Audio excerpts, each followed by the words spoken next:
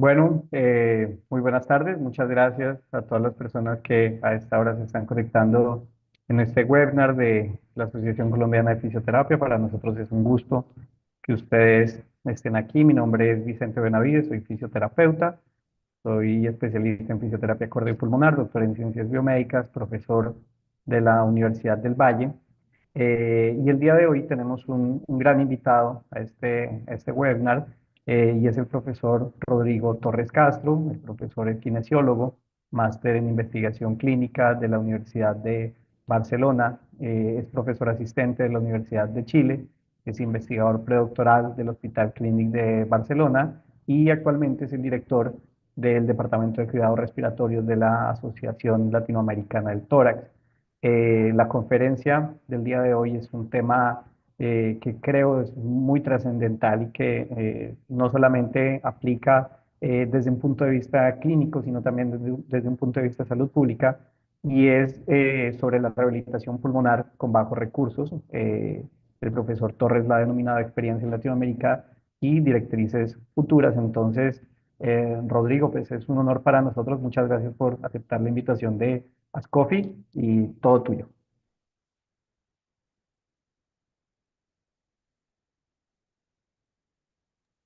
Primero que Muchas todo, sí, ahí estoy.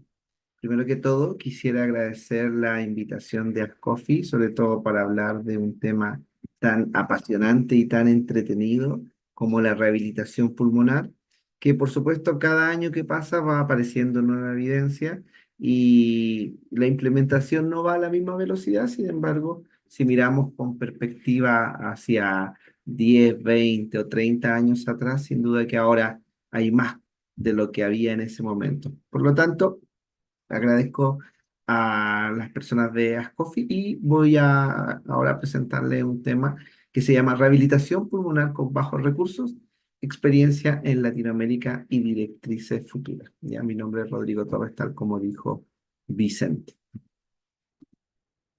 Por supuesto, tenemos que partir con una introducción muy breve, que lo que principalmente puse fue la definición de lo que es la rehabilitación pulmonar. Y aquí ustedes van a ver por qué es relevante que la hagamos nosotros y que la hagan los fisioterapeutas, porque requiere una evaluación exhaustiva del paciente. Y por supuesto que la rehabilitación pulmonar uno a veces la asocia solo a ejercicio físico, pero requiere sin duda este entrenamiento físico, pero también educación y algo muy relevante para que el paciente no decaiga, que es el cambio de comportamiento. Por otro lado, se debe diseñar siguiendo los principios del entrenamiento y debe promover la adherencia a largo plazo con conductas que vayan a mejorar la salud. Aquí ustedes pueden ver un mapa y, por supuesto, el escenario que uno pudiese tener con respecto a la rehabilitación con bajos recursos es fundamentalmente los países que están en vías de desarrollo. Y ustedes pueden ver que de México hacia el sur prácticamente todos los países son en vías de desarrollo, gran parte de Europa Oriental, Asia y África también hay muchos países en vías de desarrollo donde eventualmente se van a beneficiar de lo que les voy a mostrar. ¿Ya? Eh, para que ustedes vean una muestra de, no es rehabilitación respiratoria, pero de rehabilitación cardíaca. Y es interesante porque nos permite analizar en qué lugares se está haciendo rehabilitación. Si ustedes se dan cuenta, la mayor parte de la rehabilitación se sigue haciendo en países de ingresos altos, donde habitualmente uno encuentra treadmill o encuentra bicicleta ergométrica, y los países con ingresos medios y bajos el acceso a la rehabilitación realmente es mucho más baja. En este caso, los países de ingresos medios, en que podríamos considerar gran parte de los países de Latinoamérica, son cerca del 28% que tiene acceso y los ingresos bajos, que también son varios países de Latinoamérica, tan solo el 8% de los países tienen programas de rehabilitación cardíaca a los que pudiesen acceder. Por otro lado, la evidencia hace bastante tiempo nos dice lo beneficioso de realizar rehabilitación.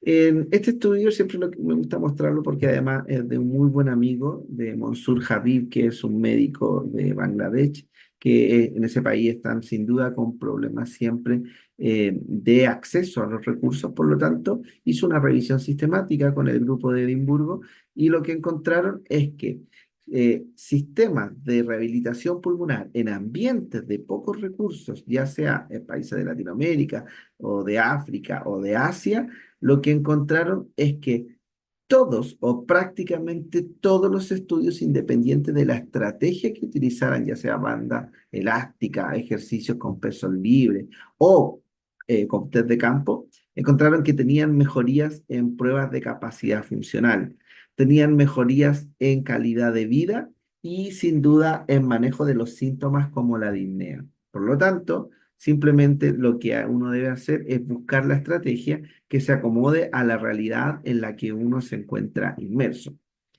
Pero la pregunta, considerando sobre todo nuestro continente, es, ¿hacemos rehabilitación con pocos recursos en Latinoamérica? Porque quizás aquí hay muchos que pueden estar haciendo rehabilitación, pero tienen la suerte de tener un test cardiopulmonar para hacer una evaluación y, por supuesto, equipamiento muy sofisticado como el que encontramos habitualmente en los gimnasios. Sin embargo, esa no es la gran realidad de la población.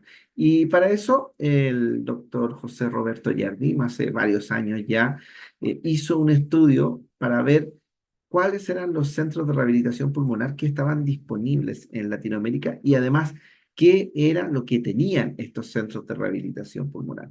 Sin duda que este estudio fue hecho por ALAT, pero además tiene un sesgo de contestar, es decir, en un periodo, que es la década pasada, en un periodo en que los centros todavía no estaban enfrentados a algunas estrategias como el COVID, sin duda que era muy difícil implementarlo. Y una vez que se implementaban, habitualmente era el alero de hospitales y encontraron que gran parte de estos centros tenían treadmill, tenían cicloergómetro, ¿ya? Pero también tenían bandas elásticas, ¿cierto? Tenían pesos libres y a partir de eso se podría hacer algo de rehabilitación. Estos son 160 centros de rehabilitación. Afortunadamente había muchos de países, no de Latinoamérica, sino que de Sudamérica particularmente, así que refleja muy bien lo que sucedía en ese momento en Brasil, en Argentina, en Colombia, en Chile, y había disponibilidad de manera importante cuando los centros eran pocos. Sin embargo, con la pandemia del COVID, ¿qué fue lo que pasó? Muchos pacientes con secuelas, muchos pacientes que desarrollaban long COVID, cierto COVID persistente, y junto al profesor Vicente Benavide, junto con investigadores de Chile, Brasil, Colombia, Argentina, hicimos una encuesta a través del Departamento de Cuidados Respiratorios de la y quisimos ver qué cosas se están realizando de rehabilitación pulmonar 18 meses después de iniciada la pandemia. Ya, si ustedes se acuerdan, 18 meses después ya había casos de long COVID y quizás Brasil podía haber sido el único escenario un poco distinto, ya que tuvo algunas políticas de contención de la pandemia que fueron un poco más tardías, pero en general el resto de los países sí tuvo una estrategia que recurrió a la rehabilitación. En ese momento encontramos, ¿cierto?, que las evaluaciones que realizaban los profesionales que estaban haciendo rehabilitación en post-COVID involucraban una serie de cosas que no requieren grandes recursos, ¿cierto? Revisar la historia clínica es parte del perfil de cualquier profesional de la salud. Tomar signos vitales es muy simple. Evaluar la disnea es muy simple. Habitualmente usamos VORC, por ejemplo, o Medical Research Council, que son escalas que se imprimen. Tomar un test de marcha se considera de bajo recurso y, por supuesto, evaluar la fuerza, la fatiga. Si ustedes se dan cuenta, no hay una evaluación que sea tan compleja. Quizás la espirometría un poco más, pero de todas formas la espirometría está muy asociada a los programas de seguimiento de paciente crónico. Eso fue en parte a las actividades de evaluación. ¿Y qué hicimos en las actividades de intervención? Bueno, la gran mayoría hacía entrenamiento de fuerza, de resistencia, usando pesos libres que tampoco requieren una gran inversión, entrenamiento de los músculos respiratorios con válvulas de entrenamiento que habitualmente valen 10, 20, $30. Y aquí sí aparece una intervención un poco más costosa, que son los cicloergómetros, a pesar que los cicloergómetros han bajado bastante en la última década, y así sucesivamente. Pero hay actividades muy simples que no requieren gran inversión, como caminatas comunitarias, que pueden ser hechas y que fueron realizadas durante la pandemia del COVID. Así que muy importante para poder mostrar qué estábamos haciendo en ese momento fue este trabajo liderado por el profesor Benavides. Por otro lado, las pruebas de campo, muy populares entre todos, seguro ustedes conocen el test de marcha o el sit to stand o el chat walking test o test de lanzadera, son test que muchas veces nos enseñan en las carreras de fisioterapia y lo aprendemos y lo aplicamos a multitud de distintas patologías. Esto no es solo para los pacientes con enfermedades respiratorias, sino que cardiovasculares, metabólicas, oncológicas, etcétera. También se pueden utilizar para hacer tanto evaluación, prescripción y como rehabilitación. Aquí ustedes pueden ver un estudio que fue bastante pionero y que se utiliza en muchas partes del mundo, digamos, no solo Latinoamérica, para prescribir ejercicio en base al test de marcha. Uno podría decir, si yo realizo el test de marcha para caminar, ¿por qué no puedo utilizarlo para entrenar? Considerando que el paciente camina bastante rápido. Y para ello, Raizan Zainuddin lo que hizo fue un estudio en que comparó la respuesta fisiológica de un test de carga incremental, el test de marcha de 6 minutos, y por supuesto que caminar durante 10 minutos con el 80% de la velocidad del test de marcha. ¿Qué fue lo que descubrió? Que realmente con la caminata de 10 minutos, con el 80%, lograba hacer un esfuerzo importante que finalmente se ubicaba en carga de trabajo. Por lo tanto, se podría entrenar. Y a partir de este estudio es que en muchos lugares hacen caminar a los pacientes, ven cuánto camina, por ejemplo, 500 metros. Con 500 metros quiere decir que en una hora caminaría a 5 kilómetros por hora si fuera a la velocidad máxima del test de marcha. Y el 80% de eso es 4. Por lo tanto, uno podría entrenar a un sujeto caminando a 4 kilómetros por hora. ¿Ya? Eso en cuanto al test de marcha. Luego, con la pandemia del COVID, se puso muy de moda el sit-to-stand test.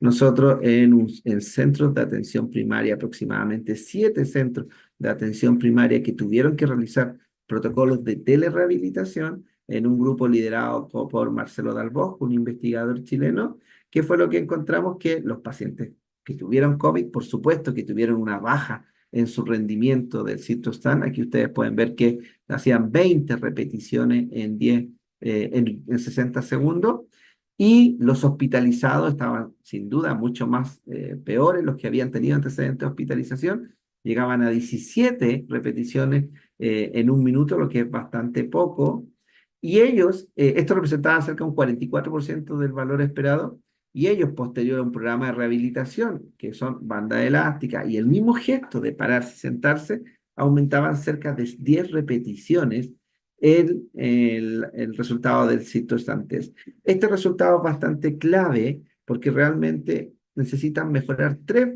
repeticiones para decir que hay una diferencia mínima clínicamente significativa.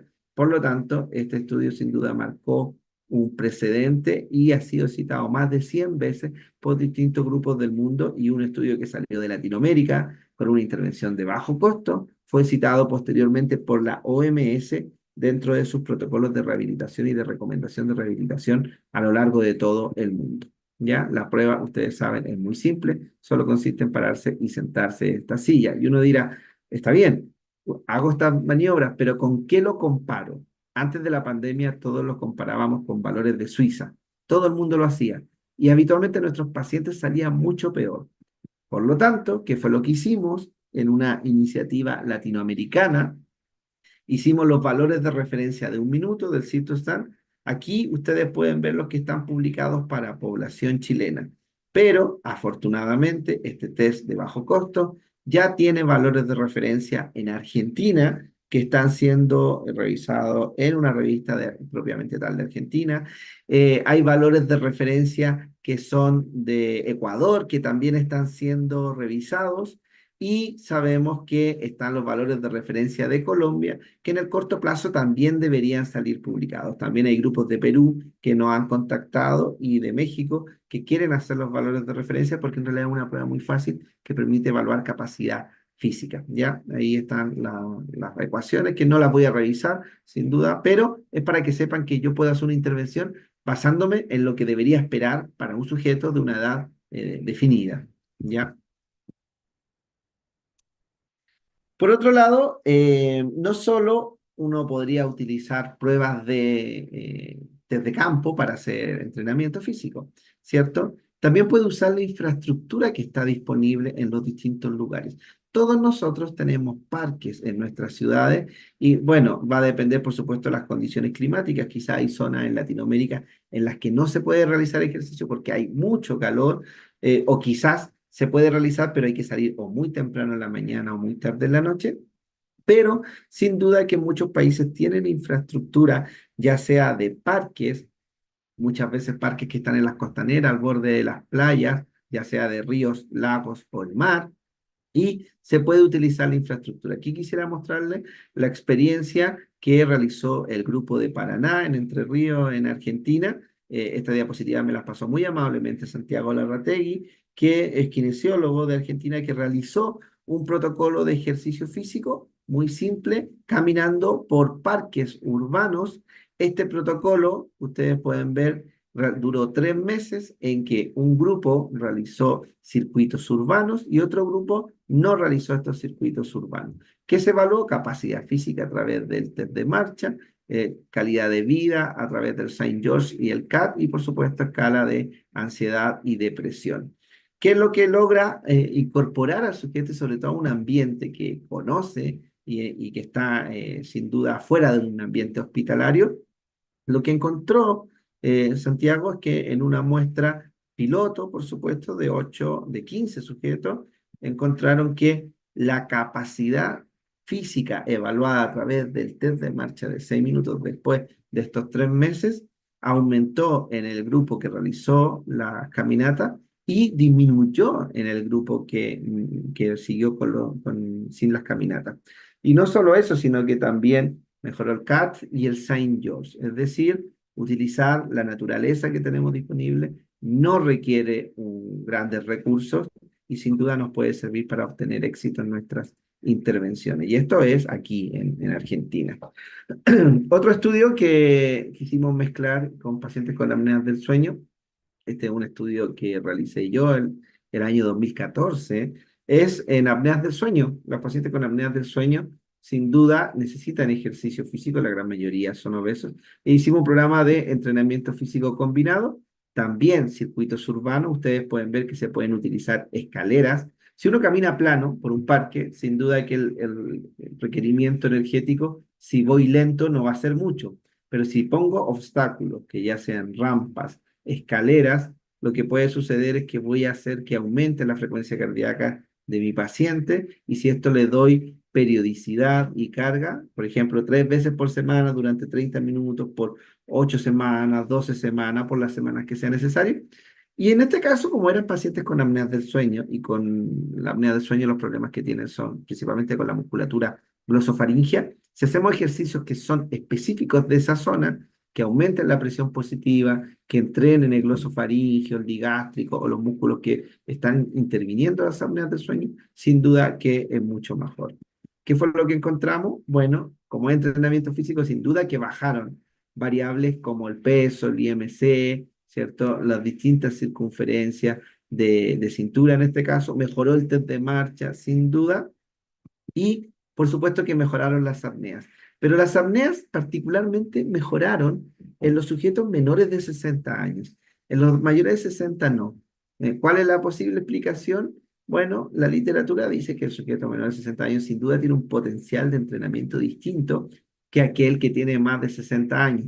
Por lo tanto, cuando uno va a elegir a quién entrenar, sin duda que lo hace para entrenar al que tiene mayor posibilidad de hacerlo.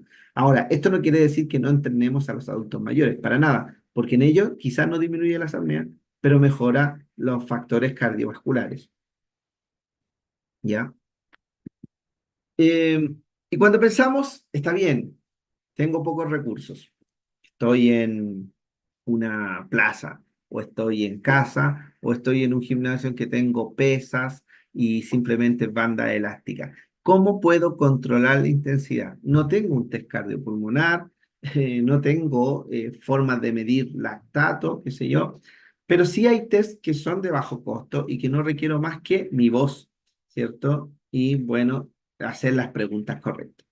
Entonces, un test que se utiliza bastante para controlar la intensidad es el talk test. que es el test del habla, en que simplemente ustedes tienen que hablar con sus pacientes y preguntarle cómo te sientes, ¿cierto? Dime tu nombre, etcétera, cualquier cosa, porque si el paciente habla confortablemente, probablemente está en una intensidad que es muy baja. Si el paciente definitivamente no puede hablar, probablemente la intensidad es muy alta. Pero si yo no estoy seguro de si realmente mi paciente está en alta o baja intensidad, seguramente en ese punto está en una intensidad más intermedia, ¿cierto? Por lo tanto, lo que yo hago, por ejemplo, es que escucho, pongo dos, tres pacientes juntos y se ponen a conversar entre ellos y hablan muy cómodamente, les subo la intensidad. O si no pueden hablar, les bajo la intensidad, ¿ya? Obviamente no les digo a los pacientes, simplemente lo voy modificando y de esa forma voy progresando dentro del ejercicio cuando no tengo otra posibilidad de hacerlo.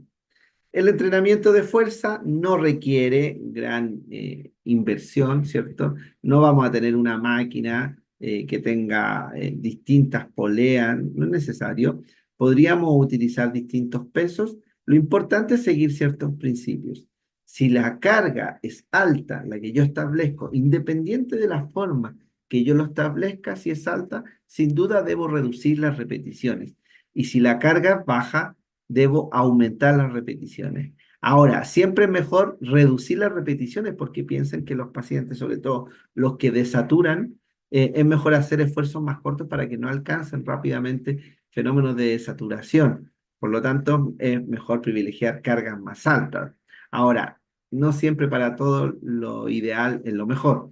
Por lo tanto, tampoco puedo descartar, aunque en mi opinión personal prefiero esta modalidad de acá, tampoco puedo descartar que en algún lugar haga muchas repeticiones con cargas bajas. Sin embargo, eso hace que uno pierda adherencia, muchas veces no estimula el músculo dentro de las máquinas que quisiera y también hay que ser muy cuidadoso porque uno está muy cerca de zonas en que no podría no producir efecto. Y en realidad creo que por optimización es mejor tener cargas más altas. Y no necesito gran equipamiento. Ustedes pueden ver que se pueden usar banda elástica, pelotas de estas que venden en el supermercado, step o peldaños, y a través de distintas maniobras uno podría hacer ejercicios que ustedes pueden ver que con el peso del propio cuerpo uno puede eventualmente estar entrenando la fuerza. A mí, sinceramente, el Sit to Stand me encanta porque evalúa la capacidad física y además permite entrenar fuerza. Siempre depende de la cantidad de repeticiones que uno haga y sin duda que entrena extremidades inferiores. ¿Ya?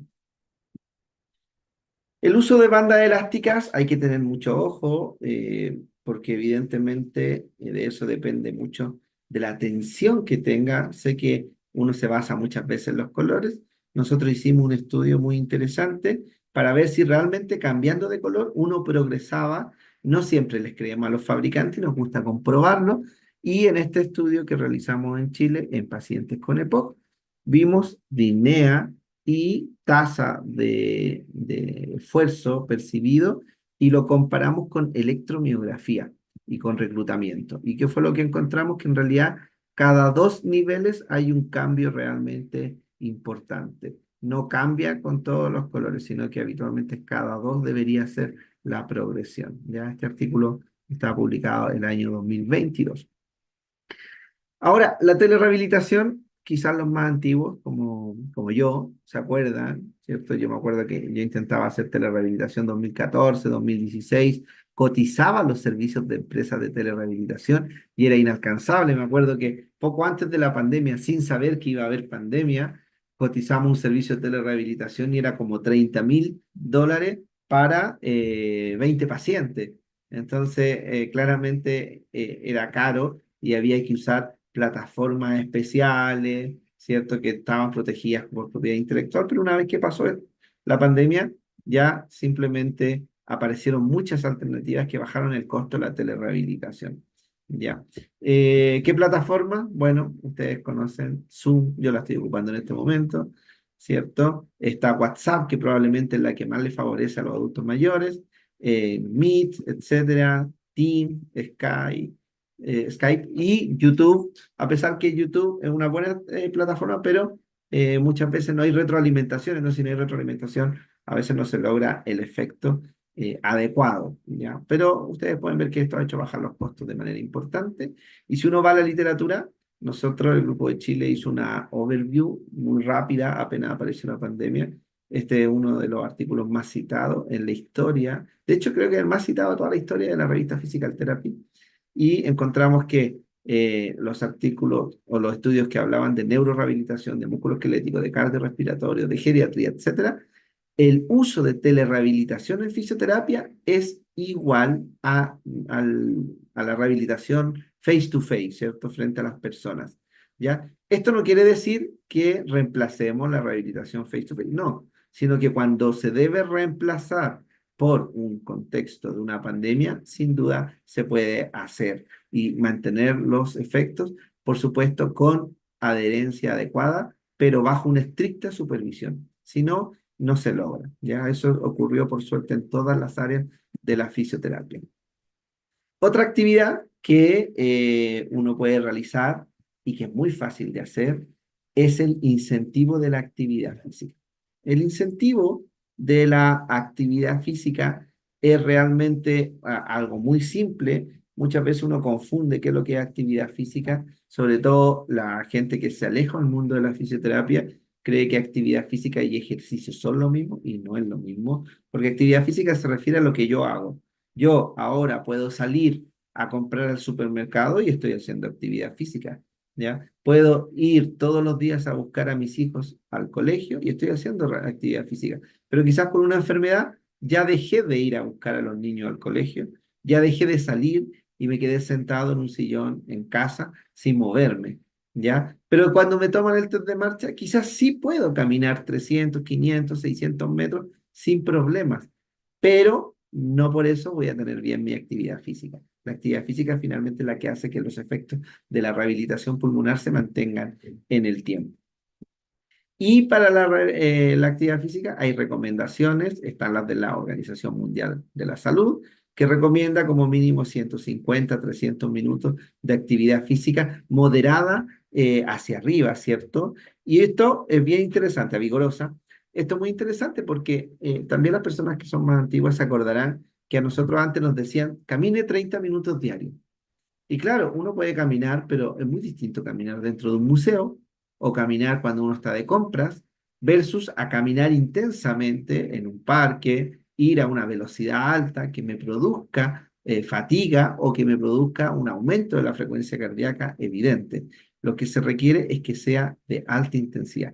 Y además deben ser boats o bloques que deberían ser idealmente de 10 minutos, ¿ya? Porque yo podría todos los días salir en la mañana a caminar una hora y estar 14 horas sentados, y eso es igual de terrible, ¿cierto? Que muchas veces que fumar o tener alguna otra, algún otro estilo de vida no saludable.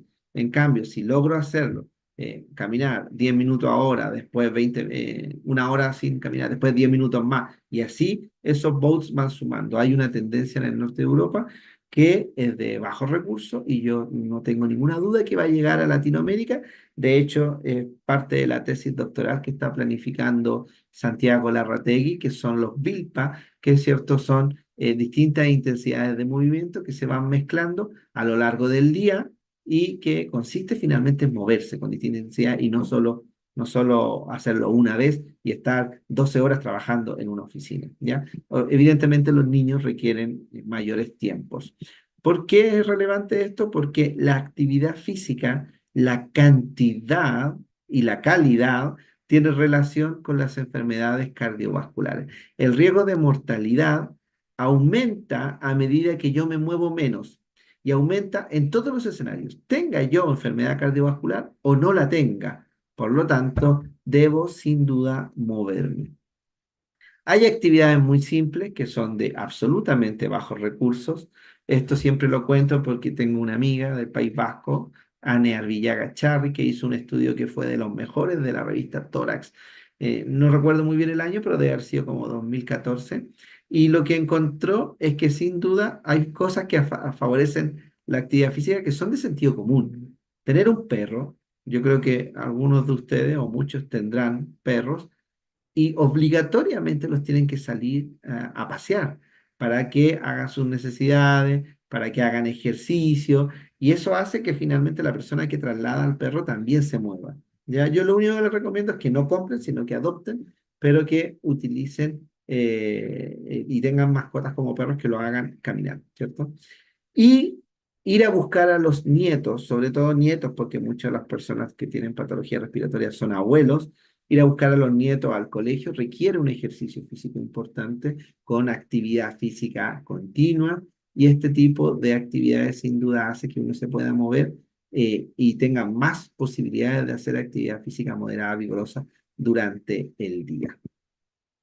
Afortunadamente, ahora todos los teléfonos tienen posibilidad de incentivar la actividad física. Esta clase hace mucho tiempo yo mostraba podómetro, acelerómetro, pero habitualmente podómetro, incluso monitor de frecuencia cardíaca, pero ya no es necesario comprar este tipo de dispositivos, porque cada teléfono ustedes pueden pedirle a hacerlo ustedes o pedirle a sus hijos, que siempre son más tecnológicos, que agreguen aplicaciones de podómetro y lo utilicen para caminar, ya son simples, habitualmente estas apps son gratis y los pasos son parte importante de la actividad física diaria. Y ustedes me podrán decir, bueno, pero es que quizá el iPhone o el Polar están súper validados y miden bien, pero aquí, independiente de que el equipo no sea el mejor, que tenga dudosa procedencia, igual, si tiene error para medir los pasos, no importa, porque el error habitualmente es sistemático, es decir, quizás me mide 2000 pasos más, pero cuando voy a hacer la intervención, también voy a hacer 2000 pasos más. Por lo tanto, sí me sirve para hacer incentivo. Quizás no me sirve para evaluar de manera efectiva, pero sí me permite hacer intervenciones que tengan que ver con incentivo de la actividad física. ¿Ya? Aquí ustedes pueden ver un ejemplo, este es mi teléfono. Aquí llegó la pandemia, cerraron el país, cayó rápidamente la actividad física, por lo tanto la pandemia sí afectó a la población, a la actividad física. Y otra cosa que es muy común, que uno se encuentra con que de lunes a viernes puede tener mucha actividad física porque estoy trabajando, porque estoy haciendo actividades que me hacen desplazarme por la ciudad, pero quizás el sábado y domingo el único ejercicio que hago es hacer una maratón, pero de Netflix, por lo tanto, no me muevo absolutamente nada. ¿Ya? Entonces, a veces los esfuerzos deben ir orientados a momentos en que sabemos que no va a ser actividad física. A veces, al contrario, de lunes a viernes estoy trabajando en una oficina y ni me muevo, pero sábado y domingo salgo a la montaña, voy a hacer trekking, voy a de compras o voy a un estadio de alguna actividad deportiva y me muevo más. Pero en realidad se debe pesquisar eso y los teléfonos son una buena opción. ¿Ya? Siempre me gusta mostrar este estudio porque lo hizo la doctora Laura Mendoza, con quien trabajo, y ya terminamos un ensayo clínico con incentivo de la actividad física para disminuir exacerbaciones. Y el primer estudio que ella hizo mostró cómo aumentaba la actividad física en personas que tenían un podómetro, ¿ya? Y era muy simple el incentivo. Porque a veces uno dice, es que tiene que caminar 10.000 pasos diarios, pero cuando la persona con enfermedad respiratoria crónica camina a 3000, llegar a 10.000 es como subir una montaña. Por lo tanto, la doctora Mendoza lo que hace es que tiene un programa en que si usted camina a 3000, llegue a 4500.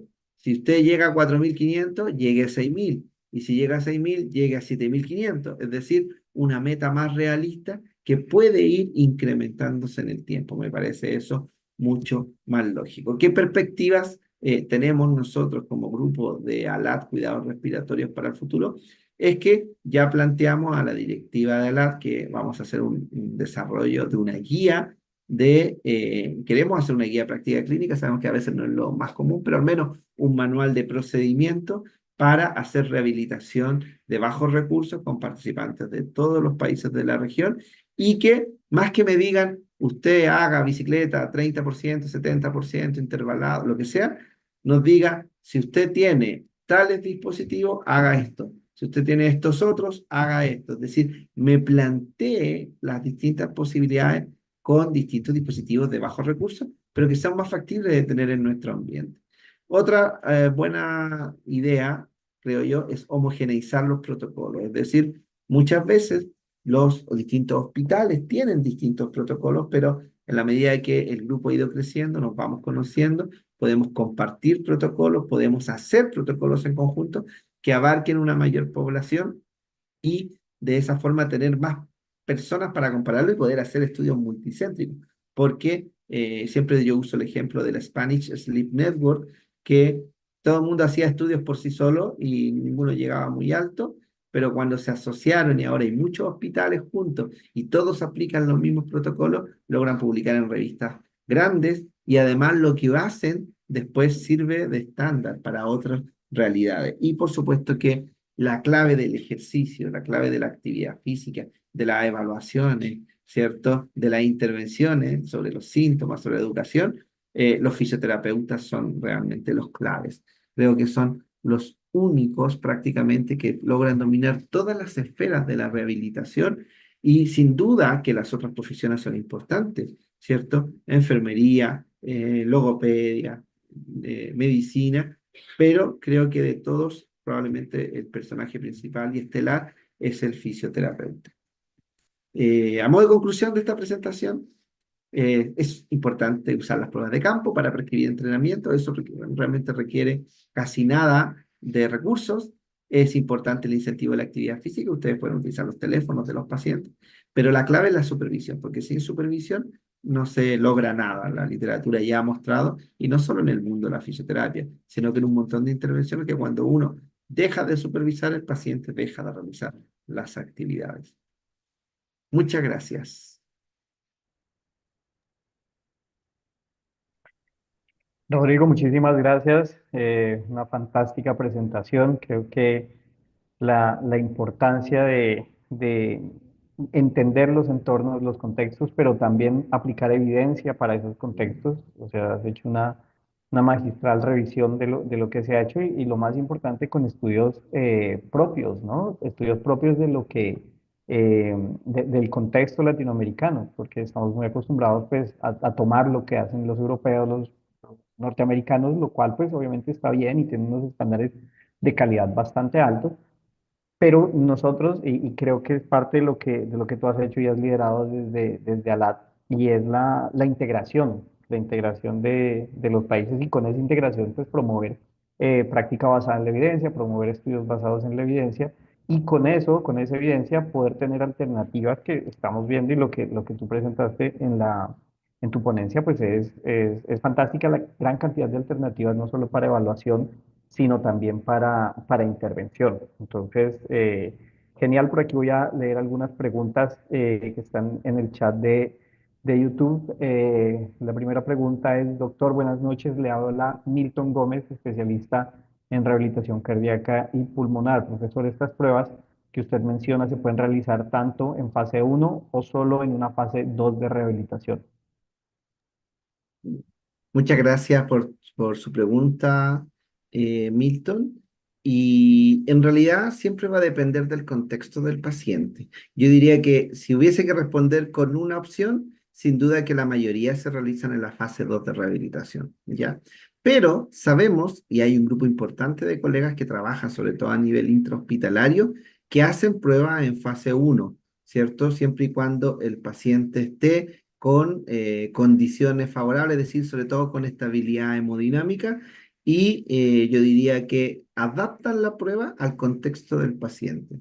Es decir, yo recuerdo, antes yo hacía test de marcha a nivel intrahospitalario, pero era un problema porque se cruzaba toda la gente en ese contexto. Sin embargo, ya desde que usamos el Citoscan, podemos realizar ese tipo de pruebas en un contexto de fase uno sin ningún problema, solo con estabilidad. Ahora, dentro de la fase uno siempre hay pacientes que tienen mayor o menor grado de comorbilidades. Y cuando tenemos pacientes con comorbilidades neurológicas, sin duda que nos vamos a encontrar con problemas para ejecutar las pruebas. Pero finalmente uno lo va viendo paciente a paciente, pero en la fase 2 sin duda, y en la fase uno depende del contexto de cada uno, pero se pueden realizar. Vale, perfecto, muchas gracias. Y dentro de este mismo entorno de las preguntas, también preguntan acá, doctor, ¿qué opina de la marcha de 2 minutos? Ya, esta pregunta es muy interesante porque hemos discutido en congresos y yo he ido evolucionando en mi respuesta. Y siempre lo discutimos porque, si ustedes se acuerdan, 10 quizás 15 años atrás, hubo un boom por las pruebas de marcha de distinta duración que 6 minutos. Entonces salió el test de marcha de 3 minutos, de 2 minutos, de 1 minuto, de 2 minutos estática, de 1 minuto estática. Aparecieron un montón de pruebas y habitualmente había muchas asociadas a tesis doctorales y qué sé yo. Y a mí me gustaba probar con distintas, ¿ya? Sin embargo, después con el tiempo y cuando ya el test de marcha de 6 minutos dejó de ser solo la distancia caminada, sino que empezó a aparecer, no, es que la desaturación es clave, no, es que el heart rate recovery también es clave, es que se asocia a disminución de la sobrevida, o la mezcla entre la distancia y la saturación. Empezaron a aparecer distintas variables que se obtenían del test de marcha, a mí me hicieron retroceder hacia de nuevamente el test de marcha. Y Ujú. yo sinceramente creo que el test de marcha todavía queda un montón de cosas por explorar, nos entrega una información súper importante y creo que en realidad no se justifica tanto realizar otras pruebas. Pero también debo decir, Milton, que hay situaciones en que la marcha de 2 minutos sí es útil. Por ejemplo, en Chile hay un hospital que se llama Instituto Nacional del Tórax que evalúan desaturación y ellos hacen pruebas que son más cortas, no recuerdo si 2 o 3 minutos, me parece que dos, y ellos hacen la prueba y el sujeto desatura. Entonces tú te preguntas, ¿vale la pena hacerlo caminar 6 minutos si en 2 minutos ya desaturó? Es decir, ya tuve el desenlace. Por lo tanto, tampoco es que sea talibán. Y si bien la uso menos, creo que tiene utilidad para ciertos contextos, ¿ya? Pero si puedo elegir, para mí la mejor es la de 6 minutos. Perfecto, perfecto. Eh, Otra pregunta, y pregunta de Jonathan Betancourt, dice, buenas noches, Mm. apreciado Rodrigo. ¿Consideras que para implementar la rehabilitación de bajo costo se requiere algún tipo de formación adicional a la de pregrado o una formación ya posgrado, tipo especialización, como lo llamamos nosotros aquí en Colombia? Seguramente estas especialidades para otros países pues no existen, son más tipo diplomados o ya existen los másteres o los doctorados, pero algún tipo de formación posgradual, ¿consideras es necesario? Sí, yo estoy un convencido de que se necesita formación adicional porque el pregrado evidentemente no da abasto. Los programas de pregrado habitualmente cubren un par de clases, pero cuando uno está haciendo rehabilitación tiene que manejar muchos conceptos en un tiempo relativamente corto. Y además que lo más común es estar con varios pacientes al mismo tiempo. Entonces tú estás con 4 pacientes, por ejemplo, en una sesión, al mismo tiempo, todos pedaleando. Y hay uno debe ser capaz no solo de prescribir ejercicio, que eso sí puede ser que en el pregrado uno se lo enseñen relativamente bien y suficiente. Pero aquí tienes que ser capaz de, en ese tiempo breve, darte cuenta de la respuesta al ejercicio del paciente, que habitualmente son síntomas disnea, complicaciones, pueden existir síncope, alteraciones de la presión arterial, de la frecuencia cardíaca. Si pasa algo, tienes que ser capaz de hacer reanimación, ¿ah? Ser capaz de manejar respuesta a emergencias con oxígeno, con aerosoles. Hay un grupo importante de sujetos que tiene diabetes y hace alteraciones de la glicemia. Por lo tanto, creo que eso no te lo da el pregrado. Tienes que hacerlo en base a formación adicional. Pero la prescripción del ejercicio, que es lo clave, lo central, sí.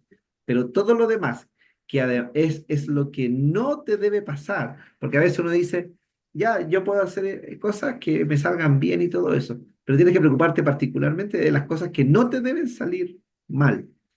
Por lo tanto, creo que sí, se necesita formación adicional, idealmente una especialización, ¿ya? Pero sabemos que es una realidad de cada país en particular, pero debería haber una formación que debería ser mínimo, ojalá 100 horas, creo yo, de ahí para arriba, en ejercicio y en cómo responder a las emergencias en el ejercicio. Porque claro, uno dice, no, es que el paciente es EPOC, los EPOC son fáciles de entrenar, pero eso no es tan así, porque hay EPOC que tienen hipertensión pulmonar y tú no lo sabes.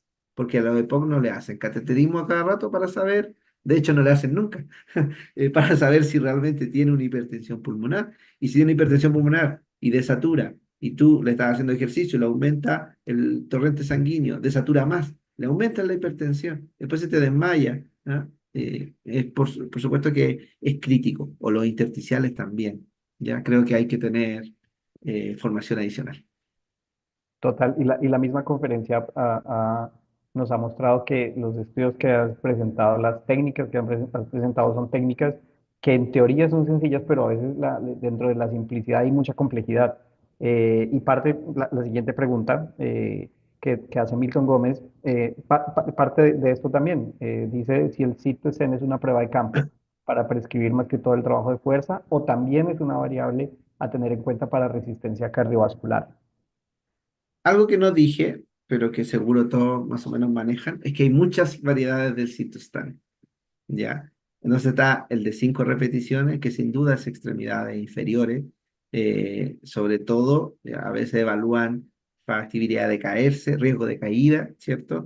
El de 30 segundos es más o menos una mezcla, y el de 1 minuto más bien tiene que ver con capacidad física, ¿ya? Hay varios estudios, hay uno clásico de un grupo de Brasil, de Morita, que muestra que el comportamiento del consumo de oxígeno es similar al del test de marcha en la prueba de 1 minuto. Hay otra de 3, pero en realidad la de 3 hay que ser un poco criminal para hacerle un citostán a alguien de 3 minutos.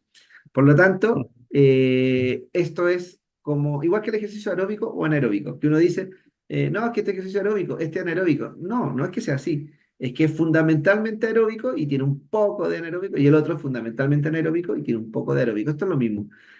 Sin duda vas a entrenar fuerza de extremidades inferiores, pero haciéndolo de 1 minuto vas a lograr mejorar la capacidad física, la tolerancia al ejercicio. Eso está muy demostrado de manera empírica y actualmente hay estudios que están apareciendo con respecto a esto. ¿Ya? Pero ahora, si tú quisieras solo entrenar fuerza de extremidades inferiores, yo haría así tu stand de 5 repeticiones solamente. Perfecto.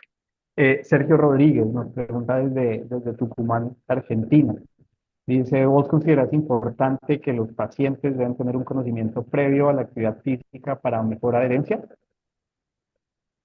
Sí, no sé si entiendo muy bien esta pregunta, si el conocimiento previo a los beneficios de la actividad física será. Eh, ya, me Me imagino. imagino que es un tema de educación, ¿no? Un tema de educación previa para una mejor Eh, adherencia. sí, yo creo que sí, y en esto es clave algunos estudios de Anne Arvillaga del País Vasco, que finalmente ella hace una intervención en que primero hace una entrevista al paciente y trata de buscar aquellos factores que puede ser barrera y cuál puede ser facilitador, ¿ya? Y por supuesto que hay, sobre todo en la población adulto mayor, hay ciertas barreras que hacen que los pacientes se muevan menos o incluso desconocimiento, por ejemplo, algo muy común, cuando me enfermo me quedo acostado. Eso es una visión de los adultos mayores en muchas partes. Así que yo creo que ahí hay que hacer intervenciones específicas para mejorar el conocimiento de los beneficios de la actividad física. También lo que nos pasa a nosotros con Vicente también trabaja en hipertensión pulmonar, igual que yo. Los pacientes con hipertensión pulmonar llegan, es que el médico me dijo que no me moviera. Entonces hay que Total. cambiar el chip y ellos tienen un desconocimiento del efecto del ejercicio en su patología, en este caso transmitido por el equipo médico, que es peor. Y ahí habitualmente los especialistas en hipertensión pulmonar no van con ese discurso. Entonces dicen, tienes que moverte, pero tienes que moverte dentro de ciertos rangos, ¿ya? Por lo tanto, también hay que hacer capacitación y entrenamiento en eso. Así que sí es clave, sin duda. Y sin duda para mejorar la adherencia va a depender no solo del conocimiento, sabemos que hay muchos determinantes sociales, a veces que no pueden, a veces no tienen dinero para ir al centro, eso no lo podemos manejar o empeorar, mejorar con conocimiento, pero sin duda que uno puede también hacer intervenciones a ese nivel. Sí, total, es algo muy, muy cultural, muy arraigado, pero también creo que es parte de lo que se ha venido manejando por años. Uno lee y hace un poquito más de 80 años, en la década de los 50, pues se decía eso, que el paciente con EPOC no debería moverse, no debería estar haciendo ningún tipo de actividad física siquiera, o menos ejercicio. Pero ya en los 70, cuando la rehabilitación pulmonar empezó a volverse fuerte, pues obviamente el nivel de evidencia que tenemos ahora es que entre más se mueva mejor, obviamente con el nivel de prescripción adecuado. Y la última pregunta que tengo por aquí, Rodrigo, muchísimas gracias por tu tiempo. En Chile, ¿qué horario están ahorita? Aquí son las 9:10 de la noche. Ah, bueno. La última pregunta de Tatiana Rodríguez Castro. ¿Cuáles son los métodos más efectivos para evaluar las barreras que enfrentan los pacientes y profesionales en la implementación de los programas de rehabilitación? Oye, esta pregunta sí que es interesante porque es la primera vez que me la hacen. Todas las demás siempre se repiten muchas preguntas, pero esta no me la habían hecho nunca. Y en realidad, todos los artículos que he leído yo de barreras son prácticamente cualitativos. Estudios cualitativos en que van y le preguntan al sujeto que no realiza el ejercicio por qué razón no lo hace. Y habitualmente son encuestas o son extraídos de las comunicaciones de los pacientes, ¿ya? Y no he visto otra forma de realizar estudios en que evalúen las barreras más que esos, ¿ya? Lo bueno, Tatiana, es que ya están súper reportados las barreras que hay. ¿Cierto? Tienen que ver muchas veces con dificultades económicas, dificultades ambientales y sociales, ¿cierto? Dificultades para movilizarse. Muchas tienen que ver con la vida de pareja del sujeto, ¿cierto? Que si es viudo, tienden a ir menos. Y por lo tanto, creo que ya hay varias revisiones sistemáticas que tú puedes tomar y decir, estas son las que describe la literatura, ¿cumple o no cumple? Check, check, check. Usted le pregunta, ¿usted es viudo? ¿Usted no sé qué? Etcétera. ¿Dónde vive? Si tiene fácil acceso y ya puede identificar cuáles son las barreras. ¿Ya? Pero diría que esto se hace fundamentalmente con investigación cualitativa y con checklist simplemente. No he visto otra forma y bueno, primera vez que me hacen esta pregunta. Muy bien, Rodrigo. No, muchísimas gracias. Es muy valioso para nosotros contar con toda tu Mm. experiencia, con todo lo que has vivido y has recorrido, no solo como persona que está involucrada en el tratamiento de las personas con alguna enfermedad pulmonar crónica, sino también dentro de la investigación de lo que se hace con estas personas. Para nosotros es muy valioso contar contigo en estos espacios. Hay varios comentarios de agradecimiento. Sergio Rodríguez nos dice fantástica presentación. Tatiana igual da una felicitación. Milton Gómez dice una gran charla. Giovanna Binetti, excelente charla, saludos desde Ecuador.